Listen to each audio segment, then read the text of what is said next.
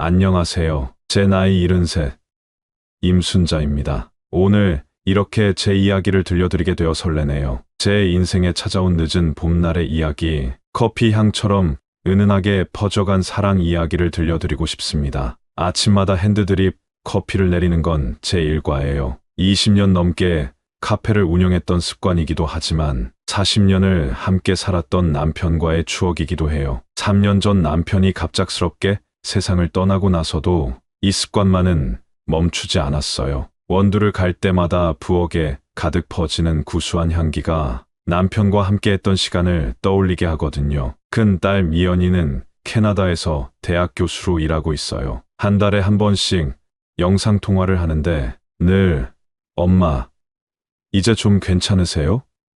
라고 물어보죠. 저는 그럼 걱정하지 마 하고 웃어 보이지만 사실 외로움이 크게 찾아오는 날들이 많았어요. 작은 딸 수연이는 부산에서 살아요. 직장 다니면서 아이 둘을 키우느라 바빠서 1년에 한두 번 정도 올라오는 게 전부예요. 혼자가 된 후로 집은 더욱 커다랗게 느껴졌어요. 새벽에 잠이 깨면 옥상에 올라가 별을 보곤 했죠. 여보, 난 잘 지내고 있어요. 걱정 말아요. 중얼거리면서도 문득 눈물이 나곤 했어요. 텅 빈 집에서 혼자 마시는 커피는 더 이상 달콤하지 않았고 하루하루가 무료하게 흘러갔죠. 카페를 정리한 지도 5년이 넘었어요. 나이가 들면서 체력이 따라주지 않았거든요. 하지만 커피를 내리는 일만큼은 절대 포기할 수 없었어요. 손님들의 표정이 밝아지던 순간, 첫 데이트하는 젊은 연인들의 설렘, 친구들과 수다 떠는 주부들의 웃음소리, 그 모든 순간에 제가 내린 커피가 함께했다는 게 자랑스러웠거든요. 그러다 우연히 동네 도서관 게시판에서 봉사자 모집 공고를 보게 됐어요. 도서 정리와 어린이 책 읽어주기 봉사자를 찾는다고 하더라고요. 처음에는 망설였어요. 내가 감히 무슨 하는 생각도 들었고 다른 사람들과 어울리는 게 쉽지 않을 것 같아서요. 하지만 이대로는 안 되겠다는 생각이 들었어요. 도서관을 찾아갔을 때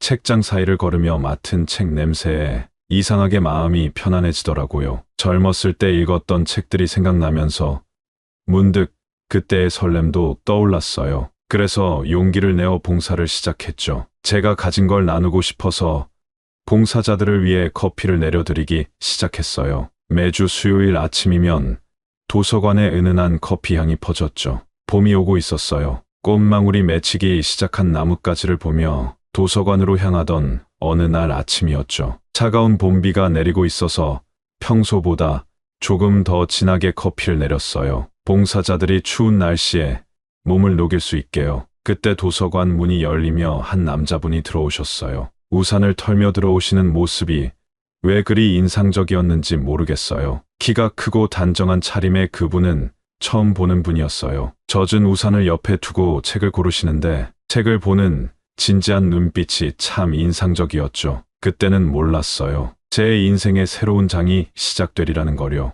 은은한 커피 향이 퍼지는 도서관에서 봄비가 내리는 그 아침에 저희 늦은 봄이 시작되리라는 거요. 그분이 바로 강대현 교수님이었어요. 이제 그날의 이야기를 들려드릴게요. 책장 사이에서 책을 고르시던 그분은 문학과 교수로 은퇴하셨다고 해요. 나중에 알고 보니 우리 동네로 이사 오신 지 얼마 되지 않았다더군요. 그 날 아침 제가 내린 커피 향이 도서관에 퍼지자 그분이 문득 고개를 드시더니 이렇게 말씀하시는 거예요. 아, 이 향기, 에티오피아 예가체프 원두 같은데요? 순간 제 귀를 의심했어요. 요즘 젊은 사람들도 잘 모르는 원두 종류를 그분이 단번에 맞추시다니. 저도 모르게 어머, 어떻게 아셨어요?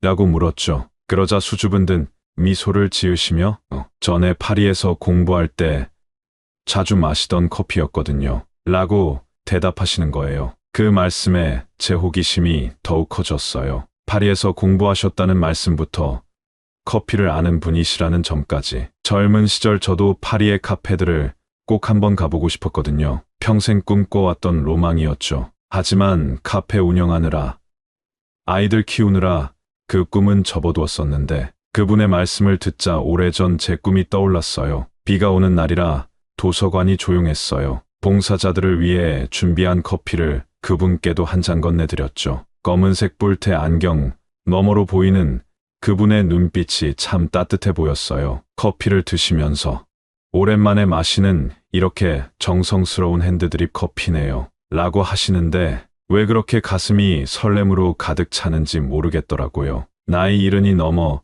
이런 감정을 다시 느낄 수 있을 거라곤 상상도 못했어요. 커피 향처럼 은은하게 피어오르는 이 설렘이 부끄럽기도 했지만 한편으로는 제 마음이 아직 살아있다는 게 신기하기도 했어요. 젊은 시절 카페에서 보았던 수많은 연인들의 모습이 스쳐 지나가더군요. 그렇게 우리의 인연은 시작되었어요. 매주 수요일 아침 도서관에서 마주치는 그분과 나누는 짧은 대화가 저의 일상을 조금씩 물들이기 시작했죠. 커피 향처럼 은은하게, 봄비처럼 촉촉하게. 첫 만남 이후로 도서관에서 마주칠 때마다 제 마음은 설레기 시작했어요. 처음엔 그저 커피를 아시는 분이라 반가웠는데 시간이 지날수록 그분의 모든 것이 새롭게 다가왔죠. 하루는 제가 책장을 정리하고 있는데 강대현 교수님이 조용히 다가오셨어요. 손에는 김소월 시집을 들고 계셨죠. 임 선생님,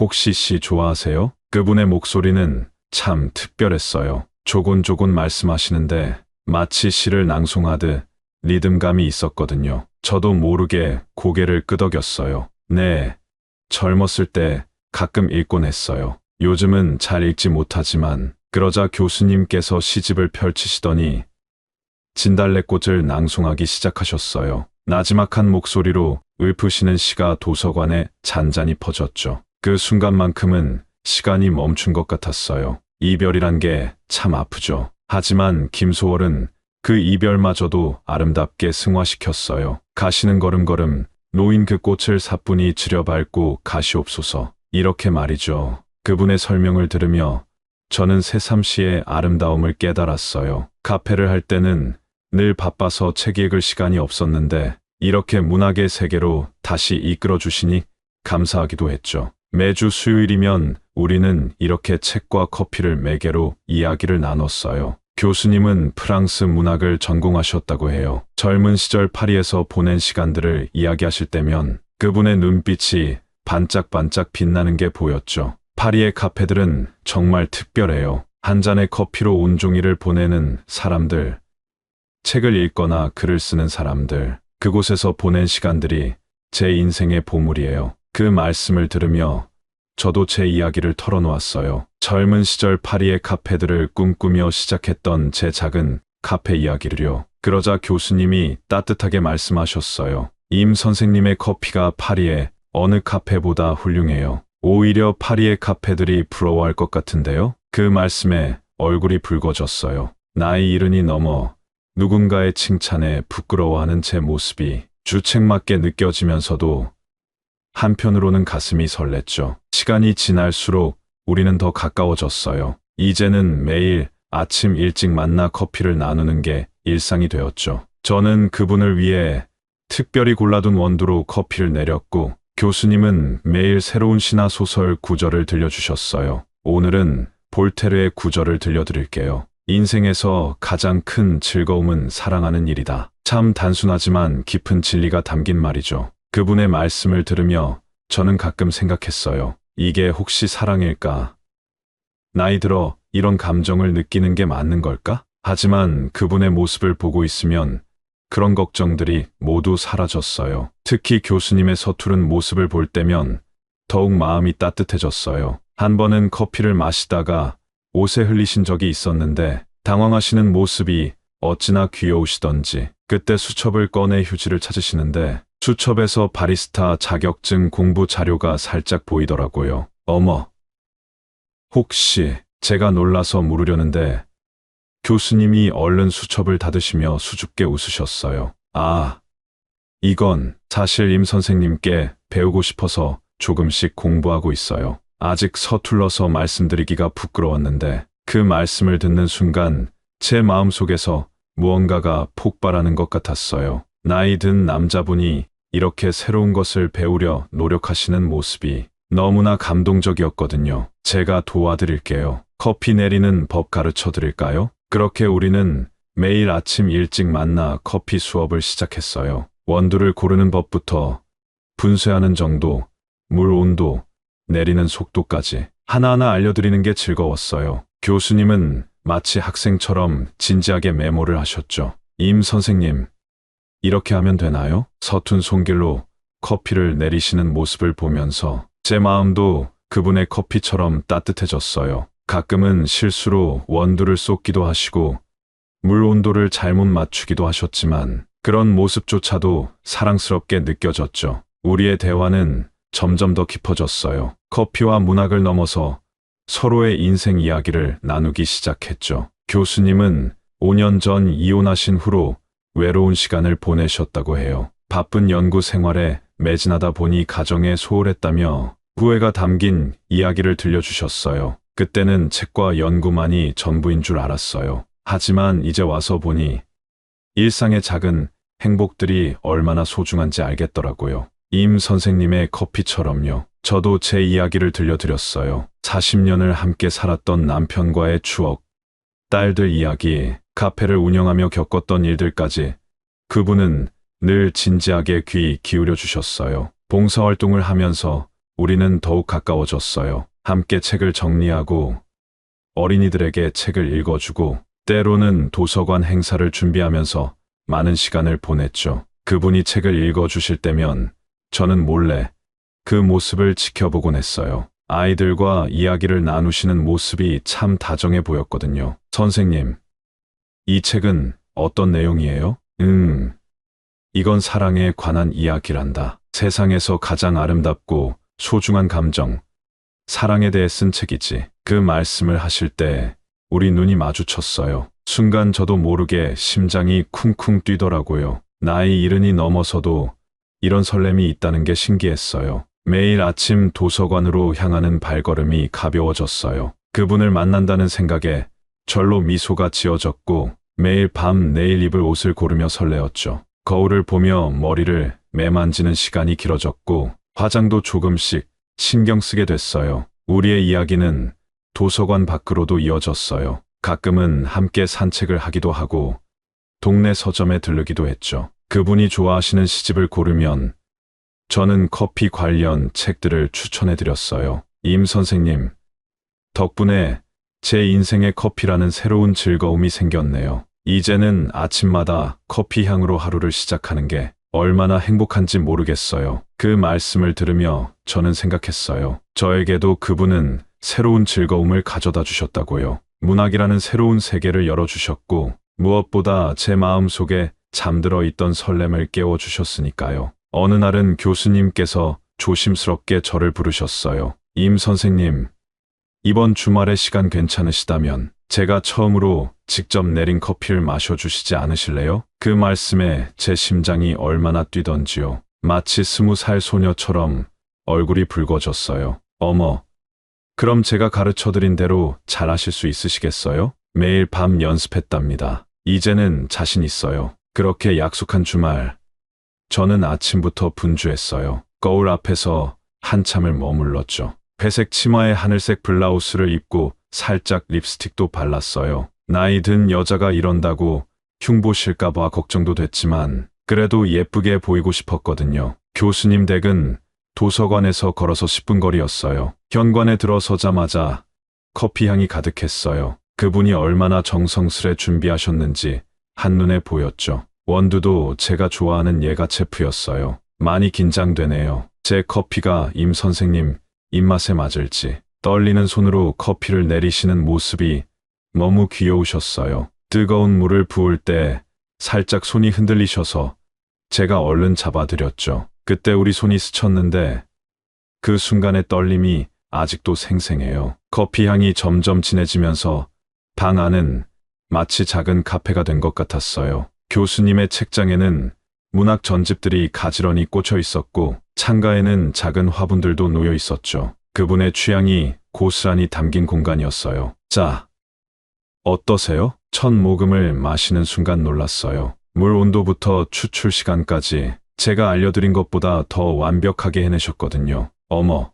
교수님, 정말 맛있어요. 이렇게 금방 실력이 늘으실 줄이야. 그러자 교수님이 수줍게 웃으시며 말씀하셨어요. 사실 매일 밤 연습했어요. 임 선생님께 좋은 모습 보여드리고 싶어서. 그 말씀에 제 마음이 푸르르 떨렸어요. 그분도 저를 의식하고 계셨던 거죠. 우리는 커피를 마시며 오랫동안 이야기를 나눴어요. 문학 이야기, 인생 이야기, 그리고 서로에 대한 이야기까지. 임 선생님, 제가 이렇게 늦은 나이에 새로운 걸 배우게 될 줄 몰랐어요. 커피뿐만 아니라 삶을 대하는 자세도 배웠답니다. 저도 그래요. 교수님 덕분에 잊고 있던 문학의 아름다움을 다시 발견했으니까요. 창밖으로 늦은 봄의 햇살이 비치고 있었어요. 커피잔에 비친 햇살이 반짝거리는 걸 보며 생각했죠. 우리의 늦은 봄도 저렇게 반짝이고 있다고요. 그날 이후로 우리의 만남은 더욱 특별해졌어요. 이제는 서로의 마음을 조금씩 확인하게 된 것 같았거든요. 도서관에서 마주칠 때면 더 설레고, 책을 정리하다가 손이 스치기라도 하면 가슴이 두근거렸어요. 교수님은 매일 아침 제가 도서관에 도착하기 전에 먼저 오셔서 저를 기다리셨어요. 창가에 앉아 책을 읽고 계시다가 제가 들어서면 환한 미소로 맞아주셨죠. 그럴 때마다 제 발걸음은 절로 가벼워졌어요. 서로에 대해 알아갈수록 더 깊은 대화를 나누게 됐어요. 교수님은 이혼 후의 외로움과 후회에 대해 이야기하셨고, 저는 남편과의 추억과 그리움을 나눴죠. 서로의 아픔을 이해하고 공감하면서 우리는 더욱 가까워졌어요. 임 선생님, 우리 나이에도 이렇게 설레고 행복할 수 있다는 게 신기해요. 저도 그래요. 가끔은 꿈을 꾸는 것 같기도 하고, 이제는 서로를 바라보는 눈빛만으로도 마음을 알 수 있게 되었어요. 도서관의 봄날은 그렇게 우리의 늦은 사랑을 키워갔답니다. 하지만 우리의 사랑이 깊어질수록 예상치 못한 문제들이 하나둘 찾아왔어요. 처음 느낀 변화는 도서관의 분위기였죠. 늘 따뜻하게 인사를 나누던 다른 봉사자들의 표정이 조금씩 달라지기 시작했어요. 어느 날 아침, 평소처럼 커피를 내리고 있는데 주방 밖에서 이야기 소리가 들렸어요. 저기 봐, 오늘도 커피 내리고 계시네. 누구 주려고 그러시는지 뻔하지. 아니, 그래도 나이가 있으신데 저러시면 어떡해. 돌아가신 지 얼마나 됐다고. 그것보다 강 교수님이 왜 이혼하셨는지 들었어? 제 자랑, 가슴이 철렁 내려앉았어요. 봉사자들의 수군거림은 날이 갈수록 심해졌죠. 어느 날은 박 선생님이라는 분이 저를 따로 불러내셨어요. 순자 씨, 내가 하는 말 좀 들어봐요. 강 교수님, 전에 여자 문제로 이혼하셨다는 소문 들었어요? 대학에서 제자랑 무슨 일이 있었다던데. 순간 어지러웠어요. 그동안 마음으로 믿어왔던 분에 대한 이야기가 이렇게 와전되어 퍼지고 있다는 게 너무 힘들었죠. 그날 저녁 교수님께서 제게 모든 걸 털어놓으셨어요. 눈물을 흘리시며 이야기하시더군요. 사실은 제가 연구와 책에만 빠져 살았어요. 아내는 늘 외로워했죠. 주말에도 도서관에서 책만 보고 가족 여행 한번 제대로 못 갔어요. 결국 아내가 테니스 교실에서 만난 분과 가까워졌고 떠나갔죠. 제 불찰이었어요. 그분의 진심 어린 고백을 들으며 마음이 아팠어요. 하지만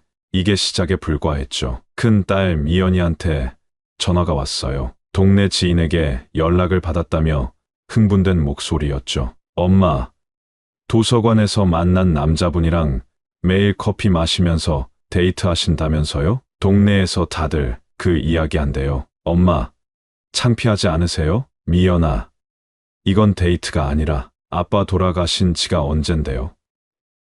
그리고 그분 이혼하신 분이라면서요? 왜 이러세요? 정말 딸의 말 한마디 한마디가 비수가 되어 가슴을 파고들었어요. 얼마 뒤 작은 딸 수연이도 부산에서 올라왔어요. 평소와는 다른 날카로운 표정이었죠. 엄마, 이제 그만하세요. 동네에서 다들 뭐라고 수군거리는지 아세요? 저희 얼굴이 뭐가 돼요? 아빠한테도 미안하지 않으세요? 밤마다 잠을 이루지 못했어요. 옥상에 올라가 별을 보며 남편에게 말을 걸곤 했죠. 여보, 저 이래도 될까요? 당신을 잊은 게 아니에요. 그저 이제는 제 삶도 조금 행복했으면 해서. 교수님도 비슷한 상황이었어요. 서울에 사는 아들이 주말마다 찾아와 말썽이더랍니다. 아버지, 도대체 무슨 생각이세요? 어머니 상처 주고 떠나보내신 게 부끄럽지도 않으세요?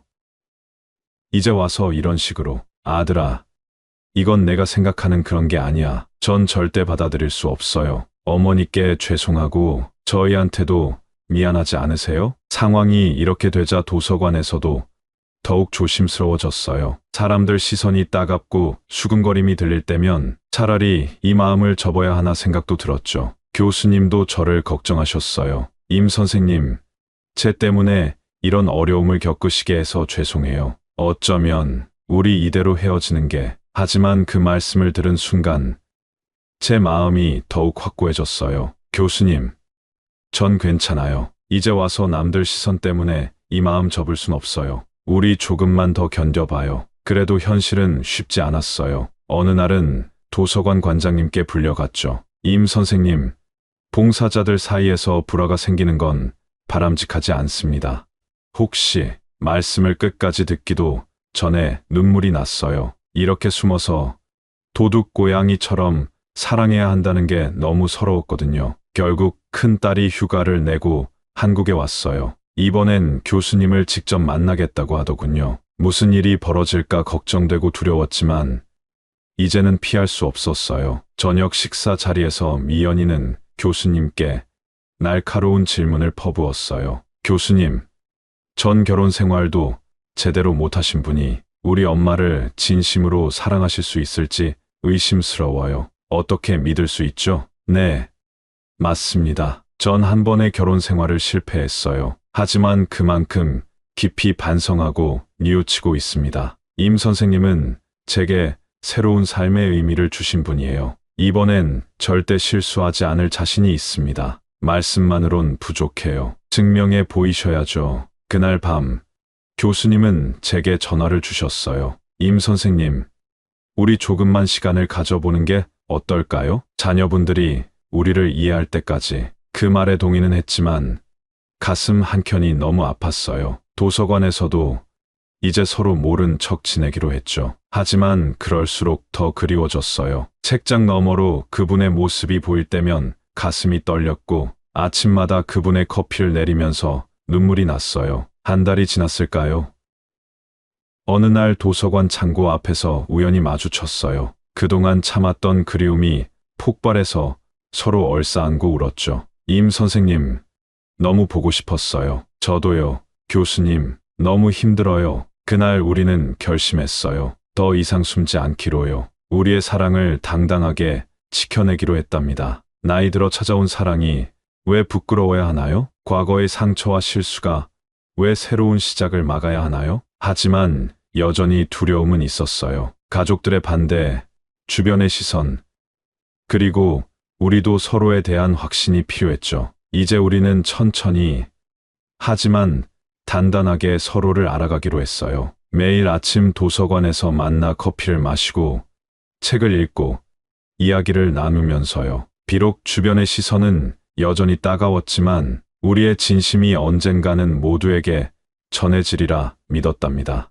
교수님의 아들은 아버지의 새로운 연애 소식에 생각보다 더 강하게 반발했어요. 어느 날은 도서관까지 찾아와 대판 싸움이 났다더군요. 아버지, 이제 그만하세요. 어머니한테 미안하지도 않으세요? 그리고 이제 와서 무슨. 아들의 언성이 높아지자 교수님도 화를 내셨대요. 이제 그만해라. 난 내 어머니께 미안하다. 하지만 그건 그거고 이건 이거야. 내 인생에서 마지막이 될지도 모르는 이 행복마저 빼앗지 말아다오. 아들은 그 말에 더욱 화를 냈고 결국 도서관 직원들이 말리는 상황까지 벌어졌어요. 그 일이 있고 난 후 교수님은 일주일간 도서관에 나오지 않으셨어요. 저도 힘든 시간을 보냈어요. 큰딸 미연이가 결국 직장을 그만두고 한국에 왔거든요. 제가 정신이 나갔다며 병원에 모시고 가겠다고 하더군요. 엄마,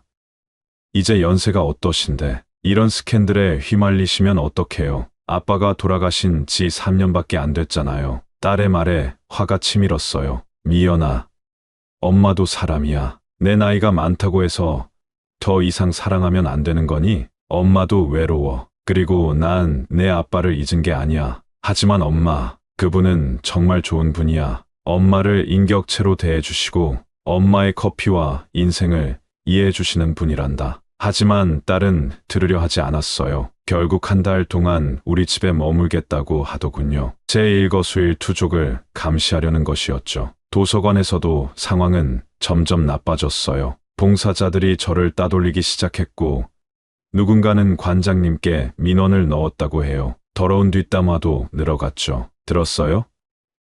강 교수님이 전에 제자랑 스캔들이 있었다던데 그런 분을 임 선생님이 좋아하시다니 참 돌아가신 남편분이 불쌍해서 어떡해. 매일매일이 지옥 같았어요. 하지만 그럴수록 더 교수님이 보고 싶었죠. 우리는 이제 도서관 밖에서 만나기 시작했어요. 동네 카페에서, 공원에서, 때로는 시내 한복판에서. 어느 날은 교수님께서 제 손을 꼭 잡으시더니 이렇게 말씀하셨어요. 임 선생님, 우리 도망갈까요?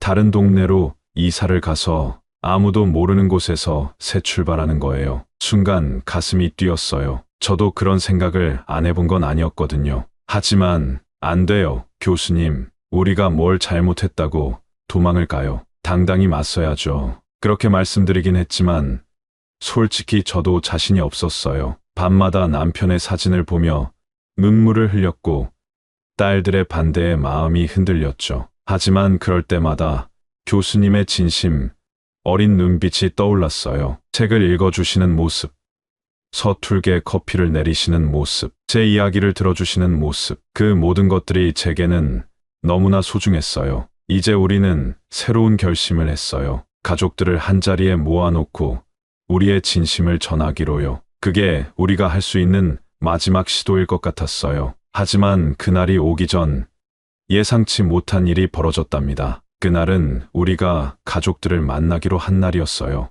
아침부터 마음이 안절부절 못했죠. 교수님이 아들과 함께 오시기로 했고 제 딸들도 모두 참석하기로 했어요. 하지만 모임 2시간 전 교수님에게서 다급한 전화가 왔어요. 임 선생님, 제가 지금 병원에 있어요. 순간 다리에 힘이 풀렸어요. 아무 말도 못하고 전화기를 붙잡고 있는데 수화기 너머로 다른 목소리가 들렸어요. 여기 강대현 교수님 아들입니다. 아버지께서 지금 심장에 문제가 생기셨어요. 오늘 모임은 취소해야 할 것 같네요. 그 말을 듣자마자 택시를 잡아탔어요. 병원으로 향하는 내내 가슴이 떨렸죠. 작년에 남편을 병으로 잃은 기억이 떠올라서 더욱 불안했어요. 병원에 도착하니 교수님의 아들이 차갑게 저를 맞았어요. 우리 아버지, 이제 그만 놔두세요. 이런 스트레스 때문에 쓰러지신 거 아닌가요? 말문이 막혔어요. 뭐라고 대답해야 할지 모르겠더군요. 그때 병실에서 교수님의 목소리가 들렸어요. 민호야, 그만해라. 임 선생님을 들어오시게 해. 병실에 들어서자 눈물이 왈칵 쏟아졌어요. 교수님은 산소 호흡기를 끼고 누워 계셨는데 평소의 모습과는 너무 달라 보였어요. 그래도 저를 보시고는 힘없이 미소를 지으셨죠. 죄송해요. 오늘 같은 중요한 날 이렇게 되어서. 말씀을 채 잊지 못하시고 기침을 하셨어요. 의사 선생님 말씀으로는 과로와 스트레스로 인한 심장 발작이래요. 다행히 큰 위험은 넘겼지만 당분간 절대 안정이 필요하다고 하시더군요. 그날 밤 병실 의자에 앉아 교수님의 잠든 모습을 바라보며 많은 생각이 들었어요. 우리의 사랑이 이분께 이렇게 큰 부담이 되었던 걸까요? 이대로 그만두는 게 맞을까요? 그때 큰딸 미연이가 병실로 들어왔어요. 아들 민호 씨가 연락했다더군요. 미연이는 한동안 아무 말 없이 교수님을 바라보더니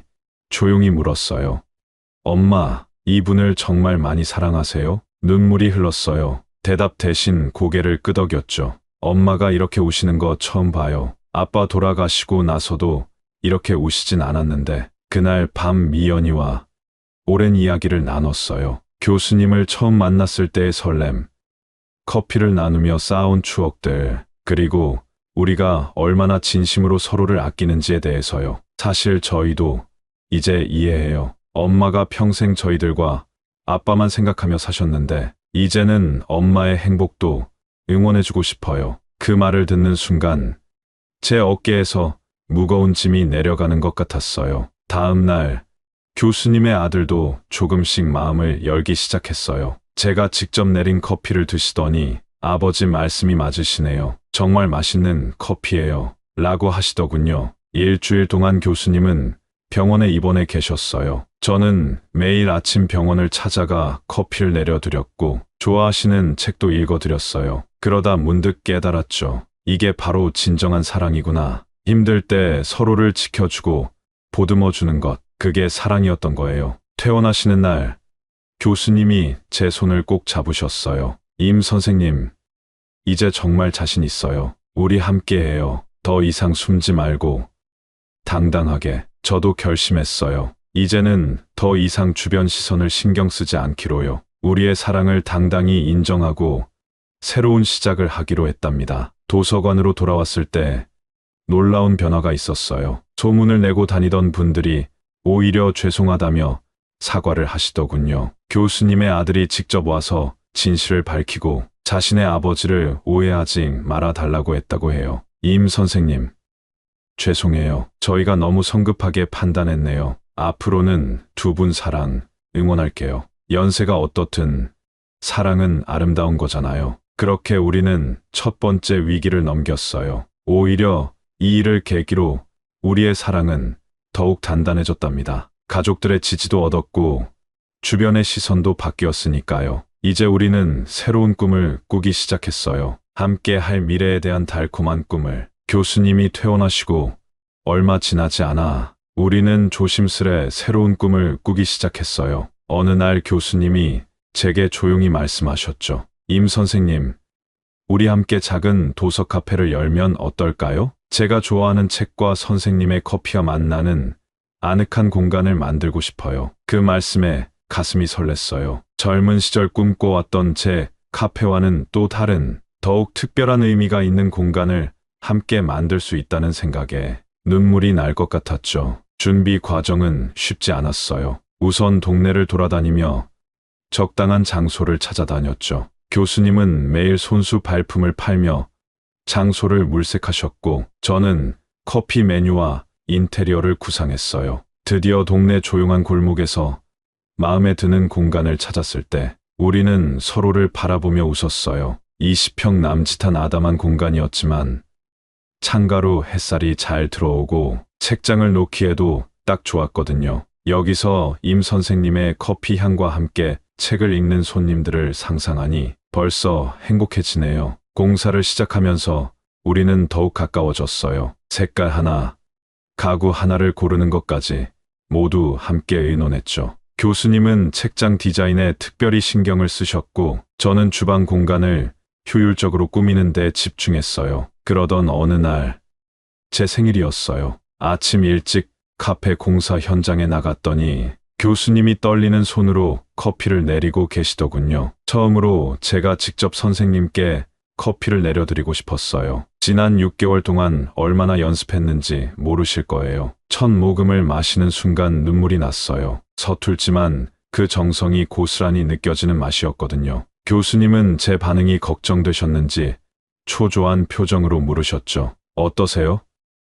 제가 아직 많이 부족하죠? 아니에요. 정말 맛있어요. 이렇게 따뜻한 커피는 처음이에요. 그날 교수님은 또 하나의 깜짝 선물을 준비하고 계셨어요. 카페 한켠에 아담한 테이블을 놓고 꽃병에 들꽃을 예쁘게 꽂아두셨더군요. 거기에 앉아 교수님이 직접 고르신 시집을 읽어주셨어요. 김춘수의 꽃이었죠. 내가 그의 이름을 불러주기 전에는 그는 다만 하나의 몸짓에 지나지 않았다. 시를 읽으시던 교수님의 눈빛이 촉촉해지셨어요. 저를 바라보시며 말씀하셨죠. 임 선생님이 제 곁에 오시기 전까지 저는 그저 책만 아는 외로운 사람이었어요. 하지만 이제는 달라요. 선생님 덕분에 제 인생이 달라졌어요. 카페 준비는 순조롭게 진행됐어요. 교수님의 오랜 제자들이 찾아와 도움을 주기도 했고 제 딸들도 주말마다 와서 인테리어를 도와줬죠. 특히 미연이가 캐나다에서 배운 베이커리 레시피를 알려주어서 커피와 곁들일 디저트, 메뉴도 풍성해졌어요. 드디어 오픈하는 날, 우리는 아침 일찍부터 분주했어요. 교수님은 책장을 마지막으로 정리하시고 저는 커피 머신을 세팅했죠. 문을 열기 전 우리는 잠시 카페 안을 둘러보았어요.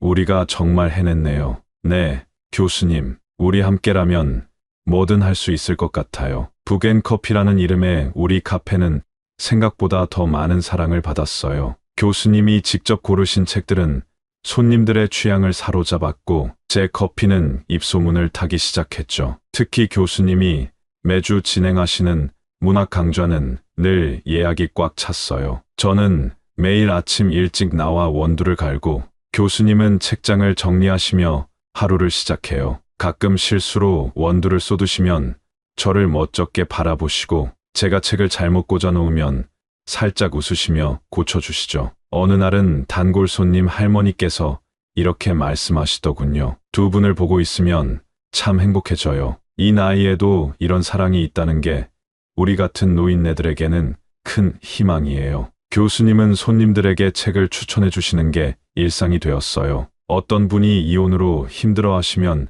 위로가 되는 책을, 꿈을 찾는 청년에게는 용기를 주는 책을 골라주시죠. 저는 그분들의 이야기를 들으며 그에 어울리는 커피를 내려드려요. 우리는 서로의 부족한 점을 채워주는 사이가 되었어요. 제가 지치면 교수님이 좋아하는 시를 들려주시고 교수님이 힘들어하실 땐 제가 특별한 커피를 내려드려요. 때로는 말없이 서로를 바라보는 것만으로도 충분해요. 지금도 매일 아침 카페 문을 열 때면 설레요. 교수님과 나누는 첫 커피 한 잔, 책장 사이로 스미는 아침 햇살, 손님들의 따뜻한 미소까지 우리가 함께 만들어가는 이 작은 행복이 너무나 소중하답니다. 얼마 전에는 교수님이 제게 깜짝 고백을 하셨어요. 임 선생님, 사실 제가 매일 일기를 쓰고 있어요. 우리의 이야기를, 이 행복한 순간들을 기록하고 싶어서요. 그 말씀에 또다시 눈물이 났어요.